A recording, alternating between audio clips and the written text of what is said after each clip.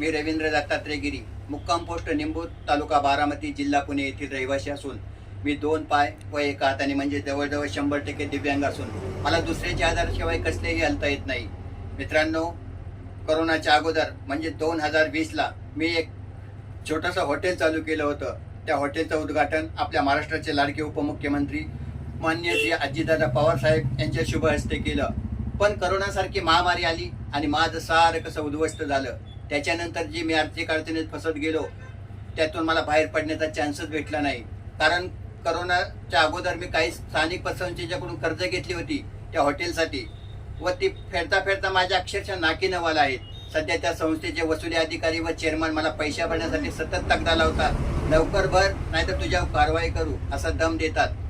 तेव्हा मी या महाराष्ट्राचे आपले लाडके उपमुख्यमंत्री माननीय श्री अजितदादा पवार साहेब यांना मला वाटतं 2023ला 2 वेळा निवेदन दिलं की दादा लवकरात लवकर माझा विषय मार्गी लावावा. तेव्हा दादांनी आपले PA पाटील साहेब यांना माझं निवेदन दिलं व सांगितलं की लवकरात लवकर रवीचं काय आहे ते मार्गी लावा. पण मला वाटते त्यानंतर पाटील साहेबांनी माझा कुठलाही विषय मार्गी लावला नाही. त्याच्यानंतर मला वाटते 9 मार्च 2024ला पुरंदर तालुक्यातील नीरा येथे आपल्या महाराष्ट्राच्या खासदार संसदरत्न सुप्रियाताई सुळे या आल्या असताना यांना देखील माझा विषय सांगितला की ताई मी सध्या खूप अडचणीत आहे. संस्थेचे वसुली अधिकारी मला पैसे भरण्यासाठी तक्रार लावतात. तेव्हा आपण प्लीज यातून मला लवकरात लवकर बाहेर पाडा. कारण माझी सध्या जगावे की मला इतकी बेकार अवस्था आहे.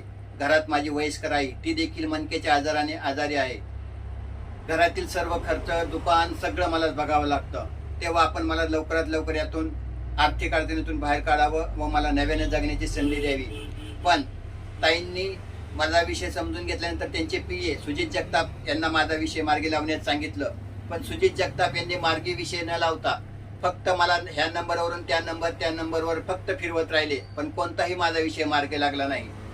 ताई दादा आपण दोघेही अख्ख्या महाराष्ट्राचे साऱ्यांचे विषय मार्गी लावता, अडचणी समजून घेतात व प्रत्येकाच्या वेळेला धावून जातात, त्यांना बाहेर काढतात. मग माझ्यासोबत असा दुजाभाव का? आपण बारामतीला एक कुटुंब समजता.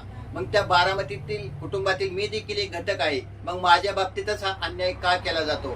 तेव्हा प्लीज आपणा दोघांना विनंती करतो की आपण आपल्या अधिकाऱ्यांना सविस्तर चौकशी करण्यास पाठवून मला लवकरात लवकर यातून बाहेर पाडावे ही नम्र विनंती करतो व मला पुन्हा नवीन जगण्याची संधी द्यावी हीच हात जोडून विनंती करतो. जय हिंद, जय महाराष्ट्र. च्या पूर्व भागातील 1938 पासून ग्राहकांना गुणवत्ता व सेवेची हमी असलेले अग्रवाल स्वीट्स म्हणजे नुसती परंपरा नाही तर चोखंदळ खवयांसाठी मेजवानी आहे. स्वर्गीय मुन्नालाल अग्रवाल यांच्या प्रदीर्घ वारसा सांभाळत अग्रवाल कुटुंबियांनी स्वीट्समध्ये ग्राहकांची गरज ओळखून अस्सल तुपातील पदार्थ आणि तत्पर सेवेचा वारसा जपत फूड क्षेत्रात नावलौकिक मिळवला आहे. हडपसर गाडीतळ व आकाशवाणी रविदर्शन येथील अग्रवाल स्वीट्सच्या शाखेला नक्की भेट द्या.